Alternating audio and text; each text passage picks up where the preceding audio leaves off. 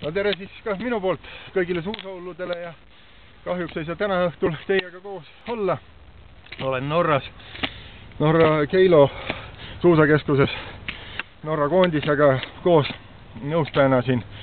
Et sellise töö peale sain ma tänu nüüd viimasele maailmakarika etapile Otepääl, kus suusahullud olid kõvasti pildis ja veel rohkem pildi taga ja tuldi siis Jaagu käest küsima, et milles seisneb siis see fenomen, et tädid-onud sõidavad päev otsa ringi, nägu naerul, nagu oleks patsikumm selja peal, kukla peal kõvasti kokku tõmmatud.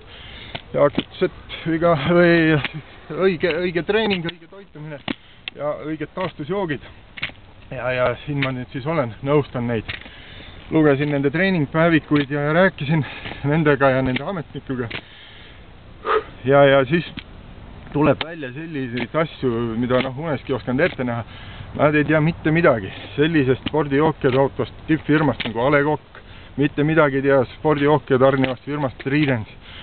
Nad ei tea mitte midagi sellisest taastusraviasutusest nagu Vilde Pubi. No see on ulme ju. Ja väinojookidest ma ei räägigi, sellest ei olnud neil õrna aimugi. Kui ma küsisin, et millised taustajõud neil on, üks ainuke arstitädi on, kellel on ühes kohvris inhalaatorid ja teises on astmarohud. Et siis oligi kõik selge, et seal ei saagi tipptulemusi tulla.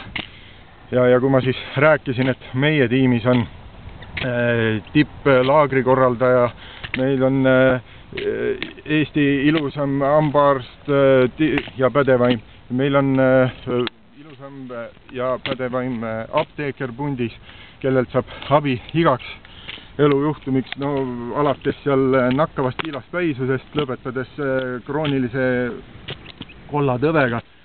Ja meil on pundis parim pagar, siis nad olid päris kadedad. Eile õhtul siin oli väike kontrolltreening hooajaeelne. Kell on nüüd, saab varsti kohe 6 ja poisid puhkavad sellest eilsest treeningust, nende jaoks oli see väga raske. Ja laskesuusatajad kah paar tükki on nüüd ärkanud, mõni on veel siin juba jalul. Et olid kah siin ja nende peal proovisime siis sellist varianti, et viimasel tõusul enne tiiru laskumist võtsid nad väikese Aleksandri sisse ja lasketulemused paranesid ikka oluliselt. Ja enne kolmandat tiiru ma poetasin Uule Einarile väikse väinojoogi ja kujutate ette, ta läks laskejoonele, võttis relva ja lasi puusalt.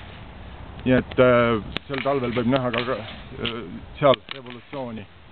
Tahaks öelda mõne sõna uutele alustajatele nüüd, te olete kuu aega kuulanud, mis see Jaak teile seal raja äärest argutab, et lükka nii ja tõmba naa. Et ärge nüüd päris puhta kullana seda kõike võtke, mis ta seal räägib, et tegelikult ikkagi tulemus pannakse paika taastudes ja lõõgastudes.